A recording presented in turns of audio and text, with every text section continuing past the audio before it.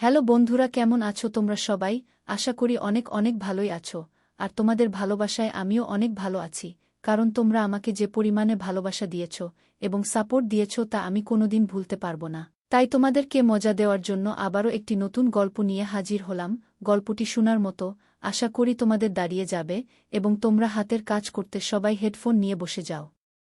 আমার স্বামী একটি নতুন শহরে কাজ করতে যাওয়ার পর আমি আর আমার দেবর একাই বাড়িতে থাকতাম। স্বামী চলে যাওয়ার পর থেকে দেবর আমার প্রতি বিশেষ নজর দিতে শুরু করল। সে প্রতিদিন আমার জন্য কিছু না কিছু খাবার নিয়ে আসত, কিন্তু যখনই আমি সেগুলো খেতাম বা পান করতাম রাতে ঘুমানোর পর সকালে দেখতাম আমার জামাকাপড় এলোমেলো হয়ে আছে। এসব দেখে আমি অবাক হতাম, কিন্তু কোনো প্রমাণ না থাকায় কিছু বলতে পারতাম না। একদিন সে আমার জন্য জুস নিয়ে এলো, কিন্তু আমি সেটা না খেয়ে বিছানায় চলে গেলাম এবং ঘুমিয়ে পড়ার ভান করলাম। তখন গভীর রাতের কোনো এক সময় দেবর আমার রুমে প্রবেশ করল এবং খারাপ আচরণ শুরু করল। সে আমার গায়ে হাত বলাতে লাগল। তখনই আমি ভয়ে চিৎকার করলাম, আমার নাম সুমি, আমি দেখতে অনেক সুন্দর, গায়ের রং ফর্সা, শরীরের গঠন নাই বা। বললাম, বাইরে বের হলে ছেলেরা আমার দিকে চেয়ে থাকে, মনে হয় তারা আমাকে কিছু বলতে চায়। আমার গল্পগুলো তোমরা শুনো, কিন্তু সাবস্ক্রাইব করো না দয়া করে। গল্পগুলো ভালো লাগলে ভিডিওটি লাইক, শেয়ার এবং চ্যানেলটি সাবস্ক্রাইব করো প্লিজ। আমি একটি মধ্যবিত্ত পরিবারের মেয়ে। আমার বয়স মাত্র 2-3 বছর। ছোটবেলা থেকে আমার স্বপ্ন ছিল ভালো একটি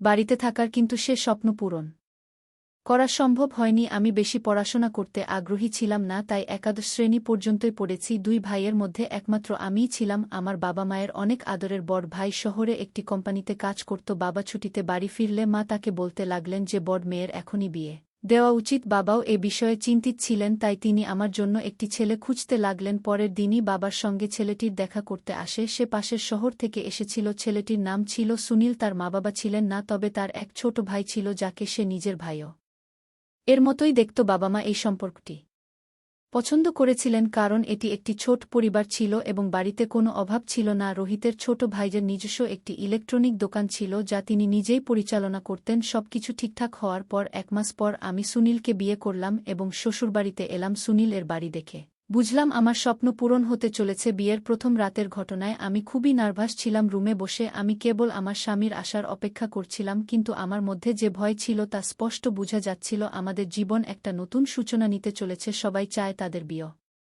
এর প্রথম রাত্রিকে স্মরণীয় করে রাখতে, কিন্তু আমার অবস্থা খারাপ হতে থাকে। তারপর হঠাৎ করেই দরজা খুলে আমার স্বামী ভেতরে এলেন। তিনি আমার কাছে বসলেন এবং বললেন, সুমি, আমি জানি আমার ছোট ভাই আমার আসল ভাই। তাকে আমি আমার বাবা মায়ের মৃত্যুর পর থেকে খুব যত্নে রেখেছিলাম। তুমি যেমন আমার প্রতি যত্নবান, তেমনি তুমি আমার ভাইয়ের যত্ন নিবে। আমি তাকে জিজ্ঞাসা করলাম, তাহলে সে এখনও বিয়ে করেনি কেন? সুনীল জানালেন যে ছোট ভাই হৃদয় রোগে ভুগছে এবং সেই রোগী একদিন তার জীবন কেড়ে নিবে, তাই তিনি বিয়ে করতে রাজি হননি। আমি চুপচাপ তার কথা শুনছিলাম।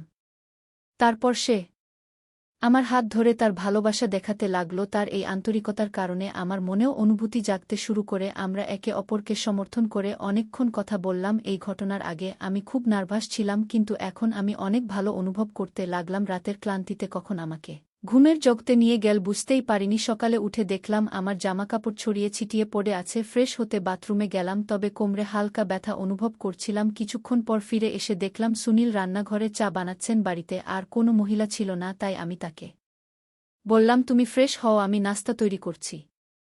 দেবর ও স্বামী দুজনেই হোলের মধ্যে বসে চান নাস্তা করছিলেন। আমিও সেখানে বসে চা পান করতে লাগলাম। এভাবেই আমার বিয়ের 6 মাস কেটে গেল। তবে কয়েকদিন ধরে লক্ষ্য করছিলাম আমার দেবরা আমার দিকে বেশি তাকাতেন। আমি এটাকে তার স্নেহ হিসেবে নিয়েছিলাম। আমি স্থির হয়ে ভাবছিলাম, যখন একদিন আমার স্বামী জানালেন যে তিনি অন্য শহরে একটি ভালো চাকরি পেয়েছেন, তাই তাকে এখন থেকে অন্য শহরে থাকতে হবে। তার কথায় আমি পুরোপুরি হতবাক হয়ে গেলাম। আমি বললাম, আমি এখানে একা কি করব? তখন তিনি বললেন, চিন্তা করো না, তুমি আমার ভাইয়ের সঙ্গে থাকবে।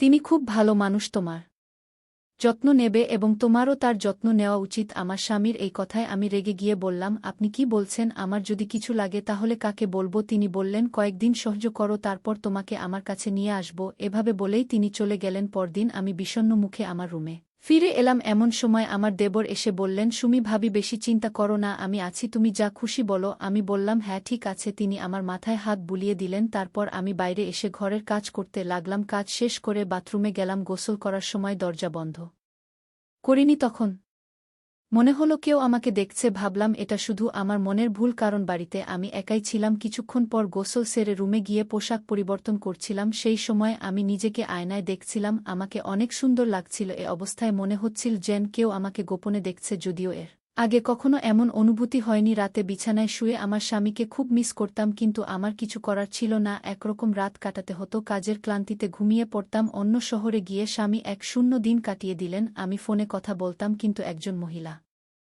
যা চায় তা ফোনে পাওয়া যায় না। আমি যুবতী ও সুন্দরী ছিলাম, তার অনুপস্থিতি খুব অনুভব করছিলাম। একদিন রাতে দেবর বাড়ি ফিরলেন, তিনি আমার জন্য জুস নিয়ে এসে বললেন, ভাবি নাও খাও, গত কয়েকদিন ধরে কাজে ব্যস্ত ছিলাম তাই কিছু আনতে পারিনি, এখন আমার কাছে কাজ কম, তোমার যত্ন নিতে পারবো। আমি বললাম, না ভাই, এর কি দরকার, এখানে না থাকায় তোমার সব দায় আমার, তুমি সুখে থাকলেই আমি সুখী হব। এসব শুনে ভাবলাম সুখ শুধু স্বামীর সঙ্গেই পাওয়া যায়। রাতের খাবার খেয়ে রুমে গিয়ে জুস পান করে শুয়ে পড়লাম। কিছুক্ষণ পর ঘুমিয়ে পড়লাম। সকালে চোখ খুলতেই কিছুটা ব্যথা অনুভব করলাম, আর আমার সবকিছু এলোমেলো ছিল, আমি কিছু বুঝতে পারলাম না। বিছানা থেকে উঠে ফ্রেশ হতে বাথরুমে গেলাম, তারপর রান্নাঘরে গিয়ে নাস্তা করতে লাগলাম। দেবরের দৃষ্টির পরিবর্তন আমি স্পষ্টতই লক্ষ্য করছিলাম। বাড়িতে আমরা দুজন ছাড়া আর কেউ ছিল না। দেবরের দৃষ্টি আমাকে অস্বস্তি দিচ্ছিল, তবে প্রমাণ না থাকায় আমি নাস্তা তৈরি করে দেবরকে দিতে গেলাম। তিনি মুচকি হেসে বললেন, আজ তুমি খুব সুন্দর দেখাচ্ছ। তার এই প্রশংসায় আমি স্তব্ধ হয়ে গেলাম এবং লজ্জায় সেখান থেকে চলে এলাম। দেবর আমার প্রতি বেশি মনোযোগ দিতে শুরু করেছেন, এমনটা আমি লক্ষ্য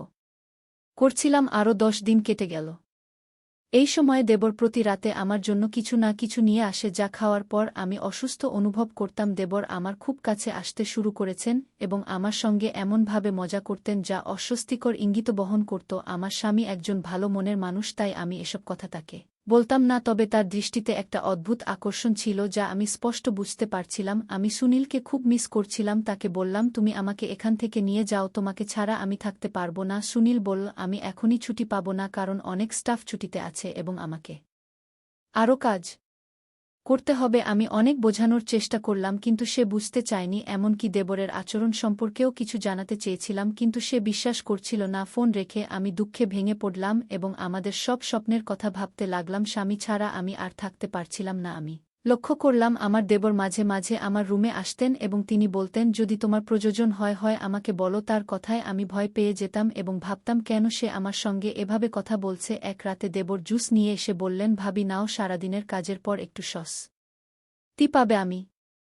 বিছানায় শুয়ে পড়লাম। সকালে চোখ খুলে দেখি শরীরে প্রচণ্ড ব্যথা অনুভব করছি। রাতে ঘুমানোর পর সকালে উঠে দেখি আমার জামাকাপড় ছিন্ন ভিন্ন হয়ে আছে। এখন আমি নিশ্চিত যে বাড়িতে আমি এবং দেবর ছাড়া আর কেউ নেই। দেবর সম্পর্কে সন্দেহ আরও দৃঢ় হল। আমার দেবরের মনোভাবও অনেক বদলে গেছে, যা আমাকে আরও উদ্বিগ্ন করেছিল। ফ্রেশ হতে বাথরুমে গেলাম, কিন্তু দেবরের মুখে একই রকমের হাসি দেখে সিদ্ধান্ত নিলাম যে আজ রাতেই তার সাথে কথা বলব। সারাদিন অপেক্ষা করছিলাম। রাতে দেবর আবার জুস নিয়ে এলেন। রাতের খাবার খেয়ে আমি রুমে চলে গেলাম, কিন্তু আজ আমি সেই জুসটি পান করিনি। সন্দেহ ছিল এতে কিছু মেশানো হয়েছে। আমি জেগে থাকলাম এবং দেবর এর আসার অপেক্ষা করতে লাগলাম। তখন আমার মনে হলো স্বামীকেও এই ব্যাপারটি জানানো দরকার, তাই মোবাইল ক্যামেরাটি চালু করে বিছানায় শুয়ে পড়লাম। কিছুক্ষণের মধ্যে দেবর রুমের দরজা খুললেন। আমি গভীর ঘুমের ভান করলাম। তিনি আমার কাছে এসে অশোভন আচরণ করতে শুরু করলেন। আমি তখন উঠে বসলাম। তিনি বিস্মিত হয়ে বললেন, তুমি জেগে আছো? আমি বললাম, আমি তোর ভাইয়ের বউ। তোর ভাই তোর ভরসায় আমাকে রেখে গেছে, কিন্তু তুই তো তোর ভাই এর বুয়ের সাথে এসব করছিস। দেবর হতভম্ব হয়ে বললেন, আমাকে